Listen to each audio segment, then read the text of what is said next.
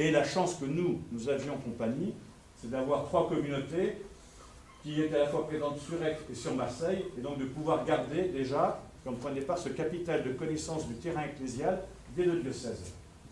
Il nous donne un certain avantage pour pouvoir rayonner, circuler sur cette réalité-là. C'est bon? Alors, après avoir parlé des métropoles, on va quand même parler de la deuxième ville de France, à savoir Marseille. Alors, vous allez voir, on va faire un exercice très intéressant. Ce sont les plans de la ville distribués à l'Office du tourisme. Et c'est intéressant parce que vous allez voir, à travers ce plan, l'imaginaire que la ville de Marseille donne à voir d'elle-même pour les gens qui viennent la visiter. Donc on pourrait dire la mise en scène que la ville de Marseille fait d'elle-même pour se présenter aux gens qui arrivent dans la ville. Alors c'est les croisiéristes, c'est vous, c'est les touristes, c'est les gens qui viennent s'implanter à Marseille, etc., etc. Et ça va vous permettre ici de voir où sont actuellement les implantations des jésuites et où nous réfléchissons à nous implanter. Comme ça, chacun a sa carte, peut la colorier, faire des dessins, voilà. Donc voilà la carte de Marseille que vous avez. Alors, pour ceux qui ont un esprit géographique nord-sud, le nord en haut, le sud en bas, on va mettre la carte comme ça. Puisque, si vous voulez, à Marseille, c'est comme si on était en Bretagne. Le soleil se couche dans la mer. Donc la côte à Marseille, elle est nord-sud, elle n'est pas est-ouest, comme on pourrait l'imaginer, de la Méditerranée. Voilà. La côte méditerranéenne à Marseille fait, oups, vous voyez, une petite montée, on pourrait dire verticale, et du coup, vous avez le sud de la ville, et vous avez le nord de la ville. Et symboliquement, le vieux port que vous avez ici, avec la Canebière, le vieux port dessine une sorte de frontière symbolique de séparation entre le sud et le nord. Alors déjà, vous voyez, ce qui est assez intéressant dans cette carte, c'est qu'est-ce qu'on vous représente surtout? Le sud. Donc, la ville de Marseille ne montre pas aux personnes qui arrivent la moitié de sa ville, le nord. Et comme par hasard, c'est cette partie-là, le nord de la ville de Marseille, où l'État investit. Le fameux projet Euro-Méditerranée, qu'on verra tout à l'heure, et qui en fait se situe ici. Donc pour les 2/3 hors carte. Oui, ça c'est intéressant de voir ça. Là où l'État investi est en train de dessiner la ville du futur de Marseille de demain, n'est pas aujourd'hui représenté sur les cartes données par l'Office du tourisme. Voilà. Alors, les implantations des jésuites, là-dedans, et de manière générale, on peut dire, grosso modo, de l'Église. Historiquement, et ça c'est vrai pour tout le monde, les premières implantations se situent autour du Vieux-Port. Vous savez, c'est là où la ville historique, 2600 ans, a été fondée, etc. Le quartier du Panier, qui est ce quartier juste au-dessus du Vieux-Port. Donc la première maison de la compagnie, qui était un collège, à l'époque, on ne disait pas, le mot communauté ne fait pas partie du vocabulaire de la compagnie. À l'origine, on parlait de ça, des maisons.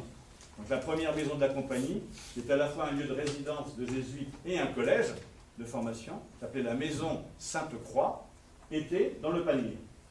En haut, ce qu'on appelle de la montée des Accoules. Voilà.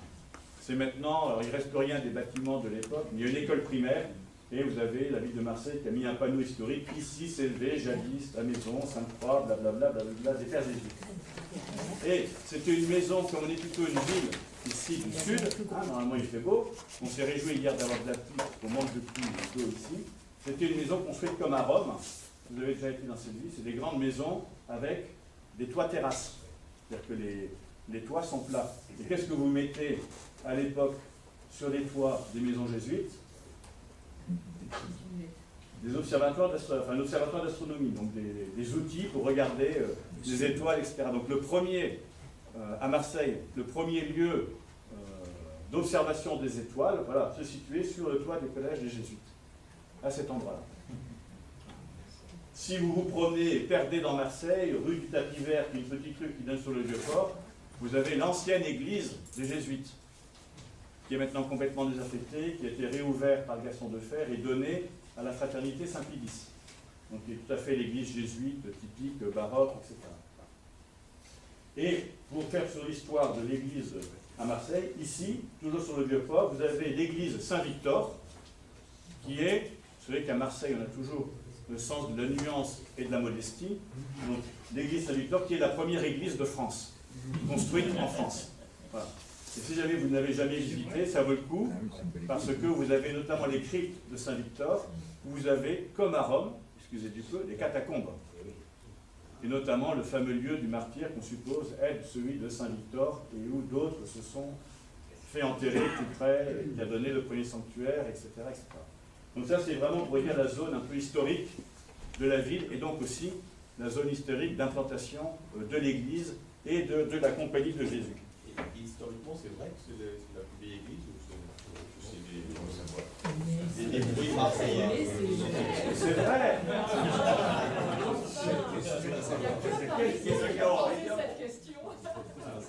Après, alors pour faire très très bref, et évidemment, il faudrait ajouter toutes les nuances d'usage, etc.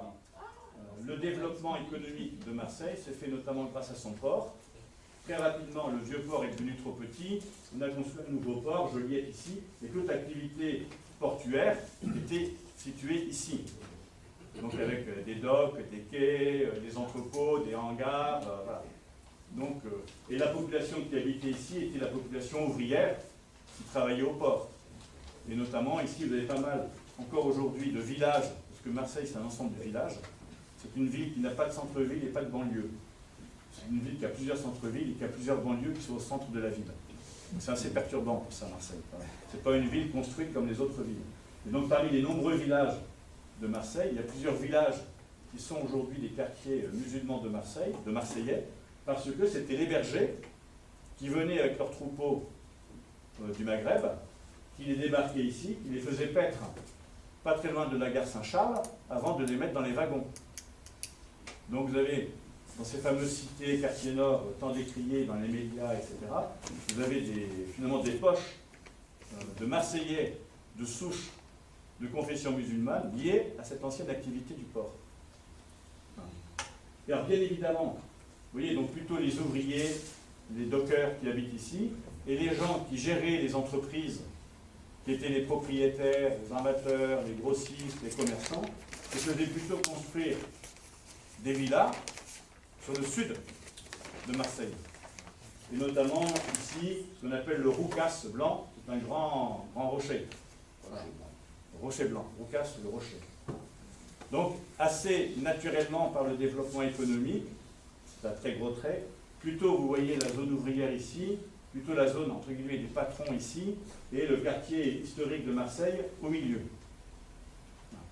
Ce qui fait que, comme par hasard, les implantations ecclésiales de toutes les congrégations religieuses sont faites dans le sud. Exemple, l'école de Provence.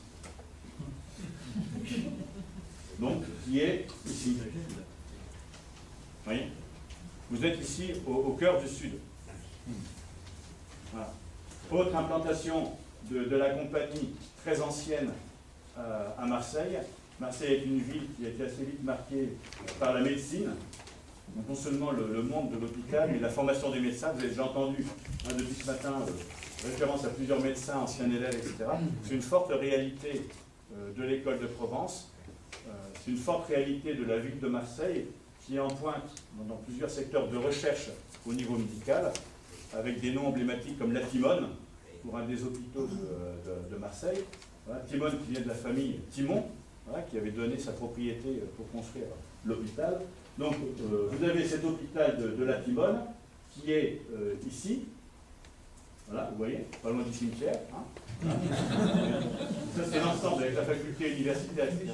Et les jésuites se sont implantés à côté pour ouvrir un des 3 centres Laennec que nous avons, Paris, Lyon, Marseille.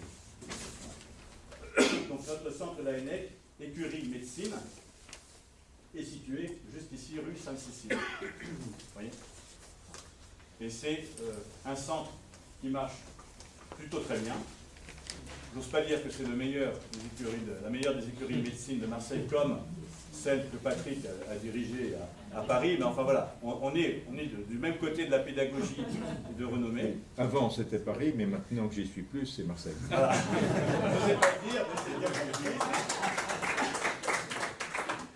Et le choix de la compagnie est d'investir davantage au centre Laennec, puisque le hasard a fait que le garage mitoyen a été à vendre, donc on a acheté le garage mitoyen et on a agrandi le centre Laennec, non pas pour augmenter le nombre d'étudiants, parce que vous voyez bien que pour des principes pédagogiques, il y a une taille limite à ne pas franchir, voilà, mais pour avoir un peu plus d'espace pour pouvoir davantage déployer la pédagogie avec les étudiants qui viennent se former au centre Laennec.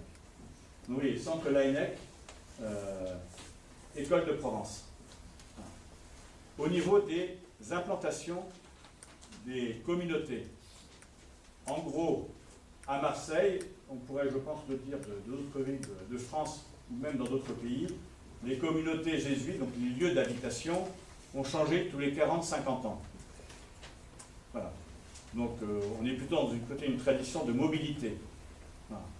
On construit ou on réaménage une maison, on y reste à peu près un demi-siècle et après on va ailleurs. Voilà.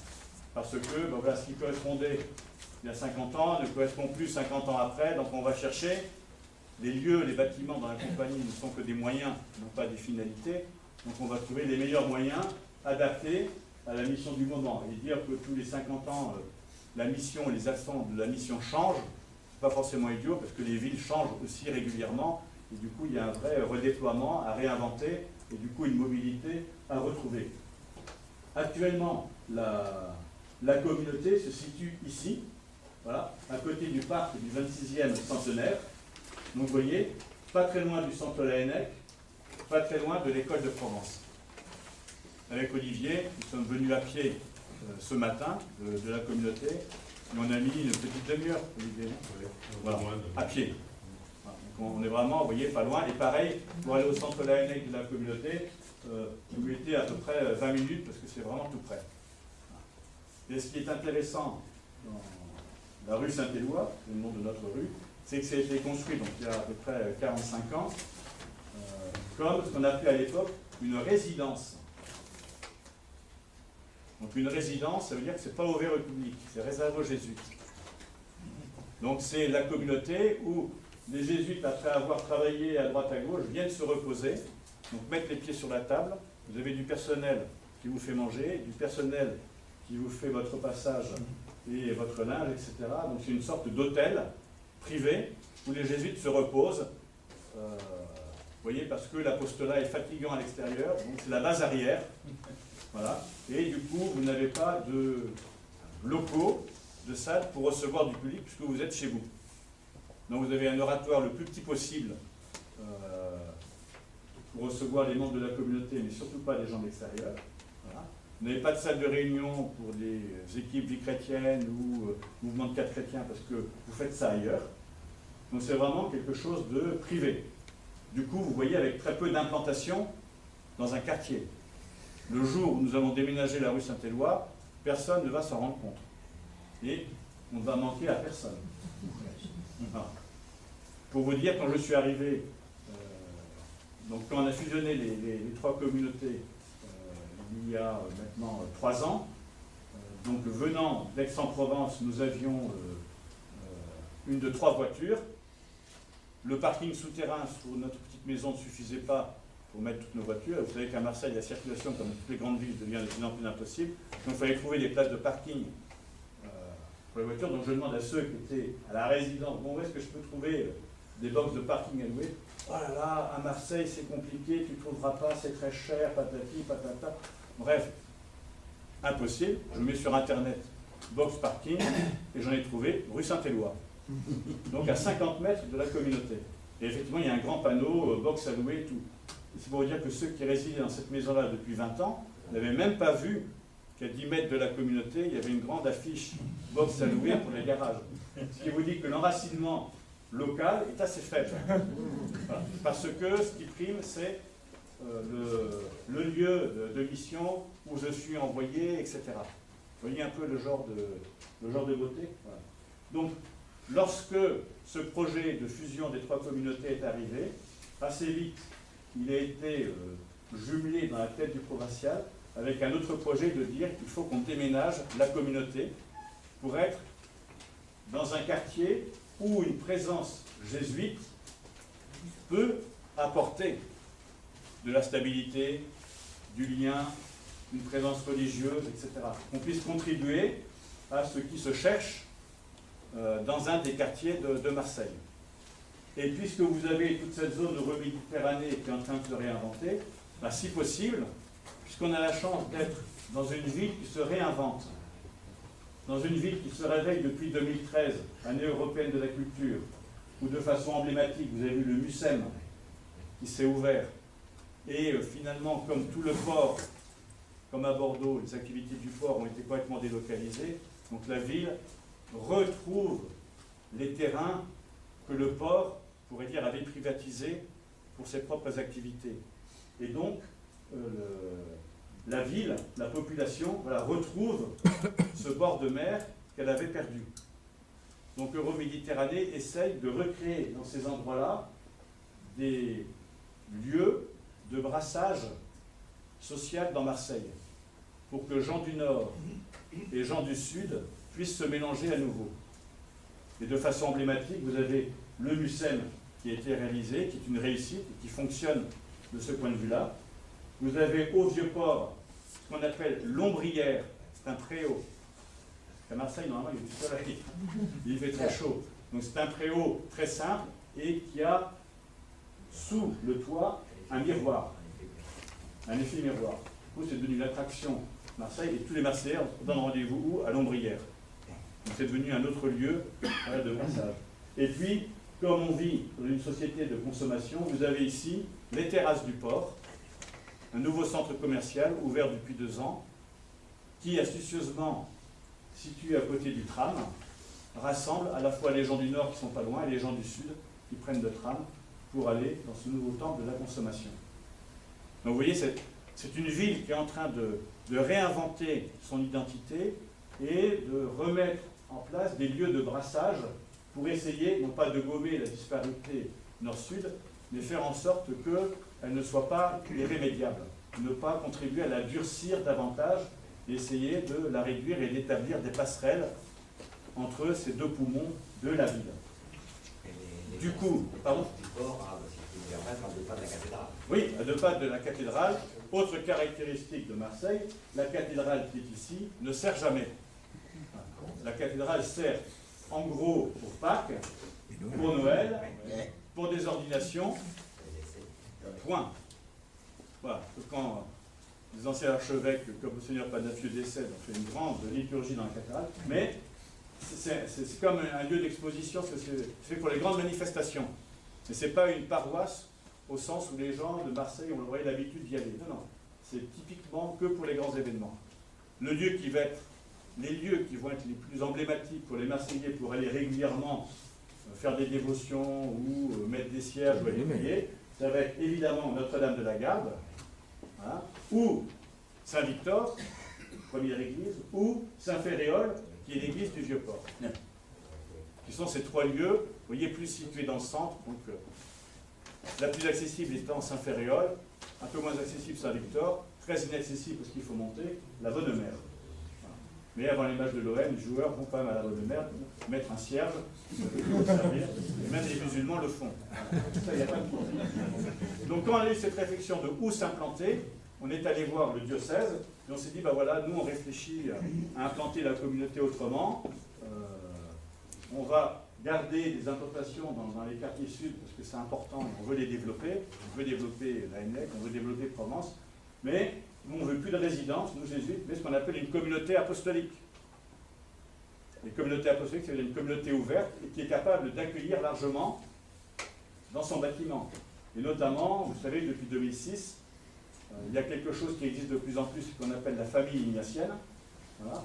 Donc c'est de voir, dans la mesure du possible, comment la communauté, à travers le bâtiment qu'elle peut construire, peut offrir des espaces apostoliques pour cette famille ignatienne. Aujourd'hui, les communautés vie chrétiennes veulent se réunir à Marseille, en grand nombre. Il n'y a pas de lieu, entre guillemets, à nous pour le faire. Pareil pour le MCC, pareil pour le mouvement eucharistique des jeunes. Voilà. Surtout les week-ends. On ne va pas à chaque fois demander à Mme Chabartier de passer tous ces week-ends à Provence pour ouvrir le site qui est sécurisé le week-end pour nos différentes manifestations. Et pareil aussi d'avoir une chapelle, pas énorme, de 200, 120 places, où les chrétiennes, la famille ignatienne, les jeunes, le réseau Magis, les religieuses ignatiennes puissent se sentir chez eux, chez elles, et célébrer avec la manière de faire de la famille ignatienne. Donc on a demandé au diocèse, est-ce que vous avez, vous, des locaux vides, comme tous les diocèses, ils en ont. On a regardé différentes possibilités, mais ça s'est assez vite avéré impossible. Et donc on a trouvé un terrain qui est libre. Donc ça fait 1 an qu'on travaille dessus avec les architectes des bâtiments de France pour construire. Et c'est un terrain qui se trouve de ce côté-ci, voilà. Vous voyez, tac, rue Montolieu.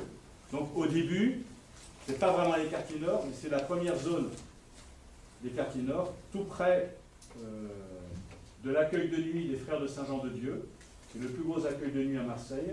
280 places pour les sans domicile fixe et les gens à la rue de Marseille. Voilà. À 100 mètres de l'accueil de jour du Secours catholique. À 200 mètres de 2 mosquées, dont une salafiste.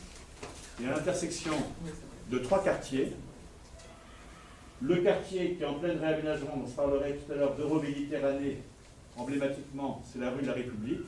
Pour faire bref, et un peu caricatural, quartier Bobo. Voilà.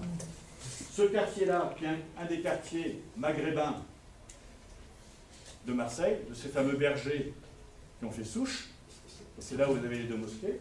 Et un autre quartier qui est ici, qui est le quartier populaire marseillais, avec le supermarché casino, le bar tabac, la petite place, et les gens de revenus modestes qui habitent dans des immeubles vraiment moyen standing. Donc vous voyez, un lieu qui est assez carrefour entre 3, on va dire, dimensions de l'identité marseillaise assez forte. Et d'essayer d'être finalement un lieu frontière et où tout ça se croise. Donc de ne plus avoir de résidence, mais d'avoir un lieu d'habitation qui permette d'accueillir à travers un espace apostolique, donc avec les conditions d'établissement recevant du public, vous imaginez toutes les contraintes, et de garder, c'est une très forte tradition à Marseille, une implantation d'une communauté jésuite en 2 lieux. Un lieu central, pour l'instant rue Saint-Éloi, bientôt ici rue Montolieu, et un autre lieu dans une cité. Donc il y a une très forte tradition à Marseille d'avoir des petites communautés religieuses, masculines ou féminines, de 2, 3, 4 personnes, mais si c'est 4 personnes, ce n'est pas dans le même appartement, ça va être plutôt dans 2 appartements ou dans 3 appartements, dans différentes bars HLM, voilà, pour être proche de cette réalité marseillaise forte, vous savez, de tous ces immeubles construits malheureusement trop rapidement, notamment pour accueillir tous les rapatriés d'Algérie. Voilà. Donc actuellement, nous avons une antenne de la communauté dans une cité qui s'appelle Herbel, qui se trouve à l'est de Marseille. Et là, je vous le donne en mille. Où est-ce que c'est sur le plan? Ça y est pas. Toujours pareil. Donc c'est ici. Voilà, allez. Donc l'idée, c'est que tant que les forces de la compagnie nous permettent de le faire, de maintenir, vous voyez, cette bipolarité et cette circulation avec des jésuites qui habitent tantôt d'un côté, tantôt de l'autre. Et à Marseille, vous aviez beaucoup notamment de religieuses en cité, et elles sont toutes en train de disparaître.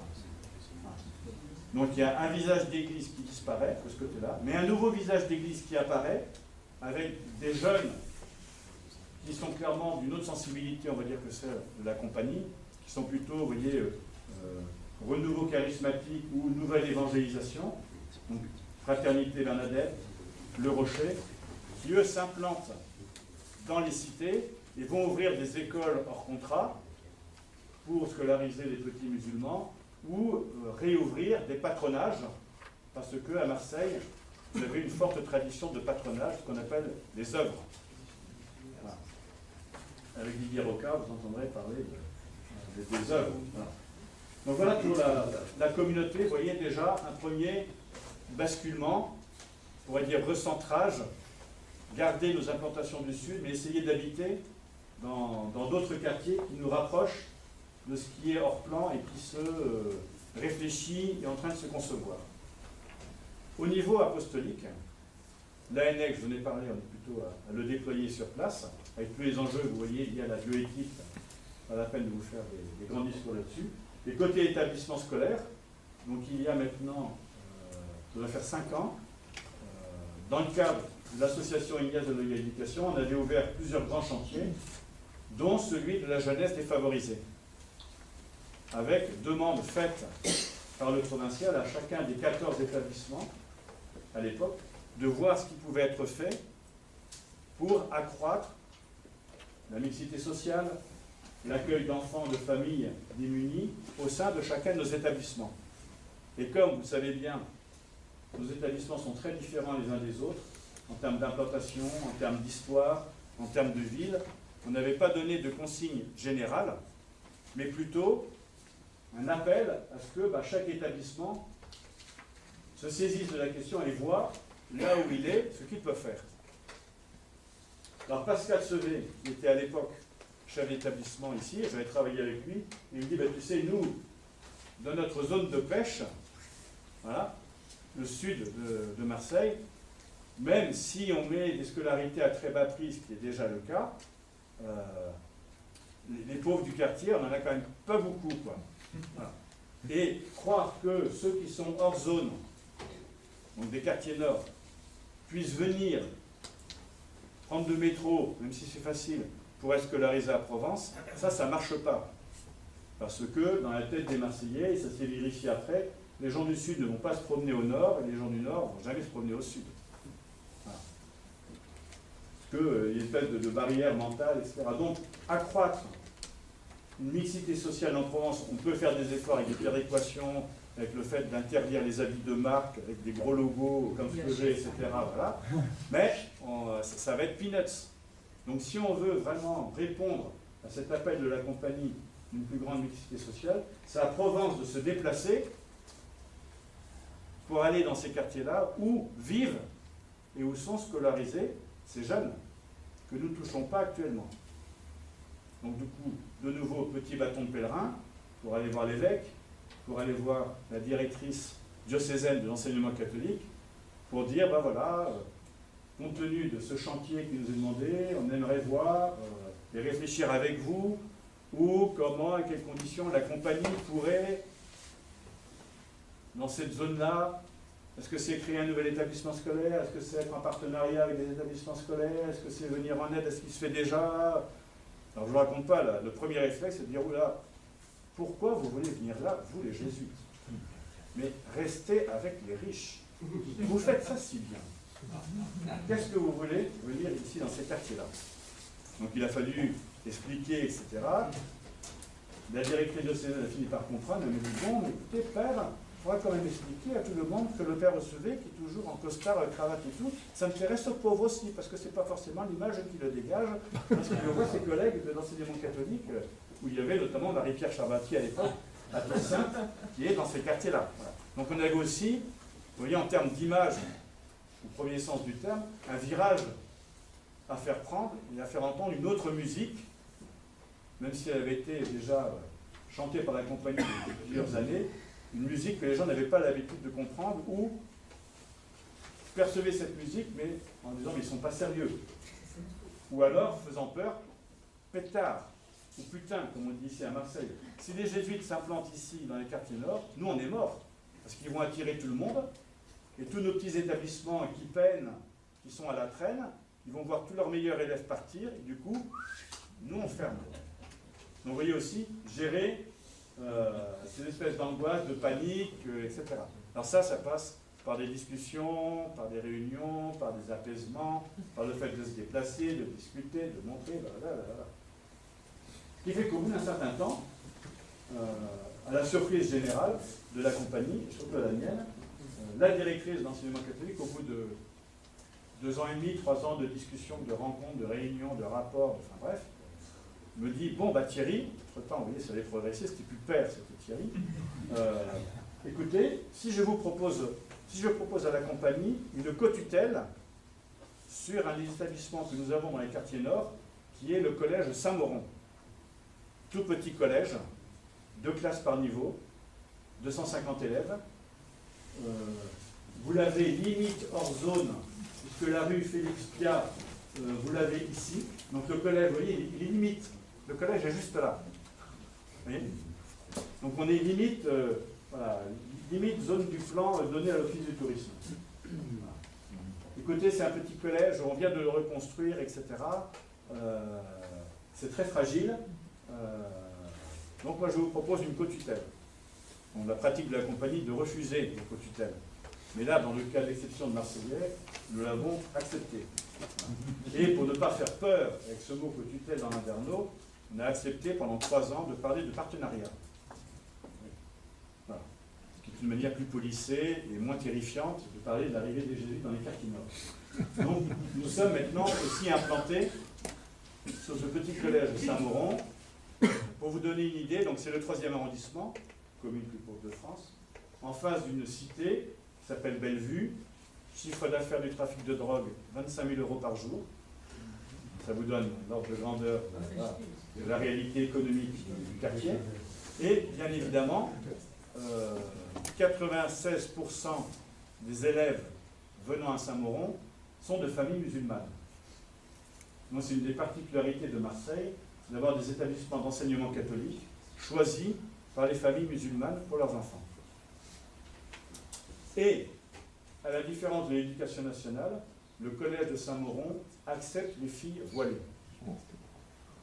Ce qui veut dire que dans chaque classe, vous avez 1, 2, très marginales, 1, 2 filles voilées au maximum. Mais dans toutes les salles de classe, vous avez, à la différence d'ici, des grands crucifix. Voilà. Et ça ne pose aucun problème. Voilà. Non. On est rentré en partenariat avec cet établissement, ce qui veut dire concrètement qu'actuellement, il y a plus de jésuites qui sont insérés à Saint-Mauron qu'à l'école de Provence. Voilà. Donc vous avez le père Alain Fevrier, qui est venu à Marseille, qui avait déjà été à Marseille. Alain ayant la grande chance d'avoir vécu 15 ans en Algérie, donc parlant arabe, donc pouvant discuter avec les élèves de Saint-Mauron dans leur langue maternelle, pouvant les reprendre sur la manière de prononcer leurs prénoms, des choses comme ça, et qui lui vient comme bénévole, officiellement 1 jour par semaine au centre d'information, mais il y traîne beaucoup plus souvent. Et l'insertion de Alain est devenue un peu la mascotte de Saint-Mauron. Et pour vous donner un exemple de ce que ça permet en termes de réalisation, et ça c'est quand même assez astucieux, c'est que vous avez à Saint-Mauron évidemment un professeur d'arabe, Zoubir, puisque l'arabe est enseigné comme langue optionnelle. Voilà. Et Zoubir, un type très malin avec qui on s'entend très bien, chaque année, avec Alain Fevrier, passe dans toutes les classes de Saint-Mauron. Et Zoubir présente aux élèves l'Évangile et Jésus, et Alain Fevrier présente le Coran et Mohammed. Et pour la première fois de leur vie, ces gamins entendent un musulman dire du bien des chrétiens et de manière juste, et un chrétien dire des belles choses sur le Coran et de manière juste sur le prophète. Voilà. Donc ça produit, vous voyez, des choses, c'est assez intéressant. Et puis, autre jésuite qui est inséré à Saint-Mauron, Benoît Ferret, dans le cadre de sa régence. Vous avez ce temps d'expérience apostolique entre le premier cycle universitaire d'études de philosophie et théologie, le deuxième cycle d'études universitaires de théologie, 2 années de formation sur le terrain. Donc Benoît participe à la vie scolaire de l'établissement et met sur pied un programme de formation humaine, puisque vous comprenez bien qu'on ne peut pas faire de la pastorale classique dans un établissement de ce type-là. On sait comment éveiller les jeunes et la famille, parce qu'ils travaillent avec les parents, sur des questions de vie intérieure, de relations interreligieuses, de manière de vivre les différences religieuses sans se taper dessus, comment gérer les violences, les dissensions, la vie politique, etc. Et bien évidemment, tout ce qu'on peut faire en partenariat avec Provence, on le fait, des sorties communes d'élèves, des travails ensemble entre professeurs, on le fait. Donc vous voyez, Saint-Mauron, voilà, c'est une nouveauté. La co-tutelle a été officialisée le 13 décembre l'an dernier et a été annoncée en grande pompe sur place lundi. Voilà. Vous voyez, c'est 5 années de travail. Il y a 1 an et demi, Madame Vassal, présidente du conseil départemental, est venue voir Monseigneur.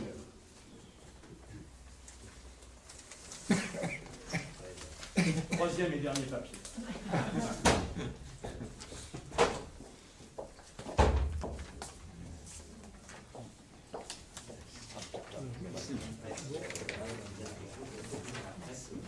Ouais. Donc là, vous avez sur cette feuille A3 le projet rêvé de réurbanisation des quartiers nord de Marseille, ce qu'on appelle Euroméditerranée. Donc vous voyez, une zone, vous reconnaissez le Vieux-Port, hein, tout en bas, et ça monte droit, vous voyez, vers le nord. Ok? Et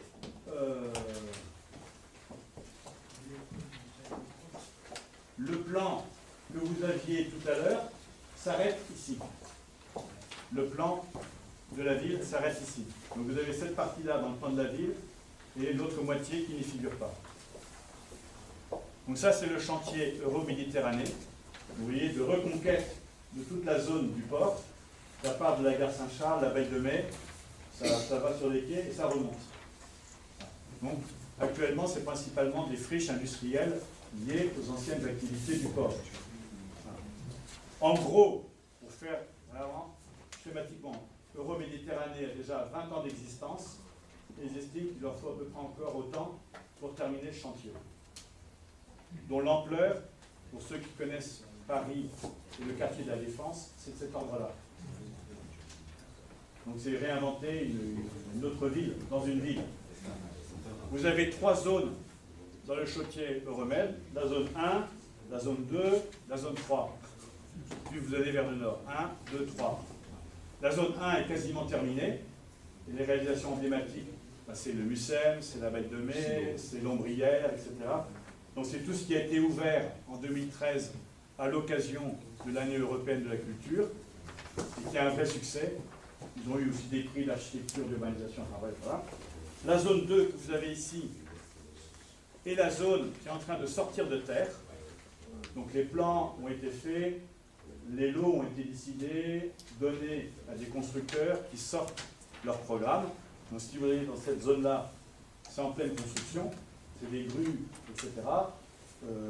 Il y a 3 jours, dans la presse est sorti le fait que l'ancienne église Saint-Martin-d'Arinque, qui est désaffectée depuis des années, parce que malheureusement l'architecte s'est trompé dans ses plans, donc c'est une église qui s'écroule parce qu'elle se sépare en son milieu, c'est quand même pas idéal. Comme elle a été construite après 1905, c'est à la charge du diocèse, donc le diocèse l'a fermée au public depuis plusieurs années, c'est une sorte de verrue, voilà, dans ces quartiers-là, et là le département vient de l'acheter au prix des domaines, 550 000 €, va investir 6 millions pour en faire un espace de coworking.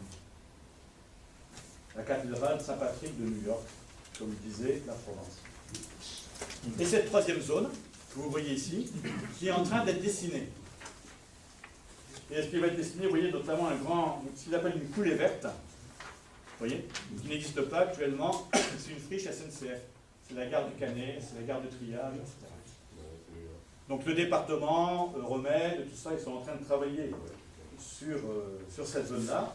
Et bien évidemment, dans leurs estimations en 2021, 2022, 2023, il y a un nombre de familles très important qui va arriver dans cette zone, avec une mixité sociale partout, et ça a été un engagement Euromède, 30% en termes de logement social partout, sur tout ce qui se construit. Et ils respectent ce 30%. Et là, sur cette zone-là, ils avaient prévu, le département, Madame Vassal, les Républicains, un collège public. Et assez vite, ils se sont rendus compte que c'était sous-dimensionné. Et, bien fait de la métropole, Aix-Marseille, ben les Marseillais disent, mais Aix, ils ont déjà un ensemble scolaire international. École, collège, lycée, prépa. Et nous, Marseille, on n'en a pas. Donc du coup, ils transforment leur collège public en primaire, collège, lycée, prépa, international. Pour attirer, vous voyez bien, plutôt la clientèle liée aux entreprises qui peuvent... voilà. Donc, projet de faire cette école à cet endroit-là. Voilà. Du coup, le terrain qu'ils avaient prévu ici pour faire leur petit collège public, voilà, se libère, et Madame Vassal est allée voir Monseigneur Pontier pour lui dire « Père, je veux un collège privé. Vous me faites un collège enseignement catholique. » Et en gros, quand on a pris nous langue avec eux, qu'on a discuté, pourquoi ils demandent ça? Parce qu'ils se rendent compte qu'en termes de mixité sociale, leur lycée international, le collège international, ça ne va vraiment pas le faire. Donc qui, sur Marseille, aujourd'hui, est capable de faire des établissements scolaires durables avec une vraie mixité sociale? L'enseignement catholique. Tout ce que le département a essayé, c'est casser la gueule. C'est devenu assez vite des établissements ghettos. Il n'y a que l'enseignement catholique qui arrive à maintenir une certaine mixité sociale grâce à ces systèmes de péréquation. Enfin, je ne vais pas vous faire tout l'article. Donc, Madame Vassal dit, mon petit terrain qui est, qui est ici, voilà, tac, vous voyez, donc encore plus au nord que Saint-Mauron qui est ici, voilà. Père, je vous le vends et je me fais fort de trouver les heures pour que vous puissiez ouvrir votre collège privé. Monseigneur Pontier, entendant ça, dit, eh bien c'est parfait, et je demande aux jésuites d'étudier la faisabilité de ce projet. Puisqu'on est en discussion avec eux depuis 5 ans, et qu'on a bien entendu leur volonté de participer au déploiement de l'enseignement catholique dans ces quartiers-là, qu'on a plutôt une bonne relation avec eux, qui disent ce qu'ils font et qui font ce qu'ils disent. Voilà. Exactement. Et donc on est depuis 1 an sur ce projet-là, qui est actuellement conçu comme une extension de Provence. Provence 7 ans. Voilà. Donc vous voyez dans ce... voilà. Le ciel. Voilà. Et l'idée, c'est qu'on fait un collège à partir de rien. On a une friche, donc on construit tout. Autant faire un collège, non pas classique, voilà, mais de faire quelque chose d'un peu... voilà, on a la chance originale, puisqu'on part de rien. Donc l'idée, c'est de s'inspirer de l'expérience pédagogique que nous avons dans le réseau, Unias Éducation, à Lyon, dans le quartier de la Guillotière, le collège Saint-Louis, qui a été labellisé il y a 3 ou 4 ans maintenant, collège innovant par l'Éducation nationale. C'est un collège qui reçoit régulièrement des inspecteurs de l'Éducation nationale, parce que c'est un collège qui n'a pas de classe, où les élèves choisissent leurs profs, et où il n'y a pas de sonnerie. Donc en gros un collège qui pour l'Éducation nationale ne devrait pas exister et ne pourrait pas fonctionner. Or, depuis les années 70, il fonctionne. Donc c'est de s'inspirer de cette pédagogie innovante, la traduire du coup, donc on travaille avec des architectes, on travaille avec Saint-Louis de la Guillotière. Qu'est-ce que ça veut dire un collège sans classe concrètement? Qu'est-ce qu'on fait? Comment on construit ça? Et ce qu'a pas pu faire Saint-Louis, parce qu'eux ils sont dans des vieux locaux, nous on va le mettre d'emblée, c'est-à-dire le numérique. Donc de faire non seulement un établissement, un collège innovant sur le plan pédagogique, mais aussi avec des outils numériques, je dirais, conçus, prévus, et du coup, en termes d'équipement, en termes de locaux, etc., d'emblée. Et de faire un collège qui soit aussi un collège de quartier, ces nouveaux quartiers qui sont en train de se dessiner, c'est-à-dire avec des espaces qui puissent être utilisés par le quartier une fois que le collège est fermé, le week-end ou le soir. Donc, nos rêves, c'est par exemple un mur d'escalade qui est ouvert aux jeunes du quartier, parce qu'il y en a beaucoup qui font d'escalade, ne serait-ce que pour aller après au Calanque. d'avoir une salle polyvalente pour les associations du quartier, pour faire du soutien scolaire le soir. Donc depuis plus d'1 an, donc avec Marie-Pierre, Jean-Pierre, François aussi, le président de l'association propriétaire, qui serait propriétaire aussi du nouveau bâtiment, du nouveau terrain, on réfléchit avec différents partenaires pour construire, imaginer ce projet, sachant que vous voyez, c'est ça qui est assez original, c'est que c'est pas tant un projet de la compagnie, c'est-à-dire voulu par la compagnie en tant que telle, qu'une réponse de la compagnie à une demande du diocèse qui lui-même a été saisi par le département. Ce qui est plutôt pas mal dans une période de restriction budgétaire et où le président Macron a dit que sous son quinquennat, il n'y aurait aucune création d'heures. Donc pour l'instant, nous on laisse le département négocier avec le rectorat pour obtenir les heures. Et comme c'est eux qui sont demandeurs, nous on leur dit, si vous ne nous donnez pas les heures, nous on n'ouvre pas. Voilà. Parce que vous voyez bien que les heures, donc les heures d'enseignement, donc les professeurs payés par l'Éducation nationale. On se donne encore à peu près Non, mais là, 5 minutes encore pour que j'ai tu terminé. termines. Ensuite, on aura des questions. Voilà. Et on fait un break à 10h45 pour recommencer à 11h. Donc ça, c'est le dernier projet, vous voyez. On ne sait pas s'il va voir le jour, parce que c'est clair que si on n'a pas les heures, on ne va pas l'ouvrir. Voilà. Peut-être qu'on l'ouvrira plus tard, pas en 2021, mais en 2022. Mais voilà, ça fait partie d'un autre projet.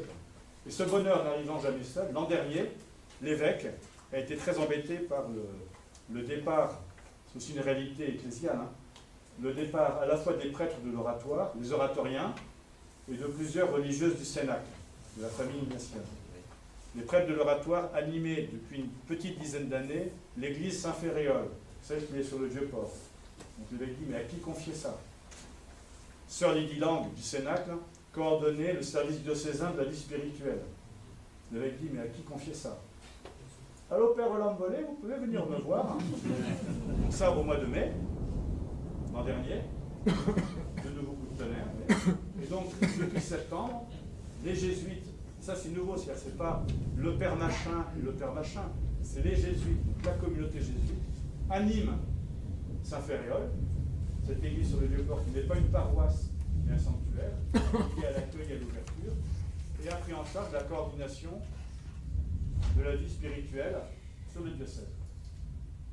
Donc vous vous mettez maintenant dans la peau d'un Marseillais lambda, ou d'un prêtre diocésain lambda, etc. Là, les jésuites construisent pour leur nouvelle communauté. Ils ont la co-tutelle sur Saint-Mauron. Ils ont un projet de nouvel établissement scolaire dans un quartier nord. Ils viennent de récupérer Saint-Féréol. Ils ont la main sur le service diocésain de vie spirituelle. Ça fait un peu peur. Donc en ce moment, on va pas dire qu'on joue profil modeste, mais voilà, c'est énorme en très peu de temps. Donc là, on est plus à gérer l'impact que cela peut avoir, de ne pas brusquer les gens, de ne pas retomber dans l'image que la compagnie a pu donner pendant très longtemps, une superbe, quand même, Jésus, quoi. Voilà.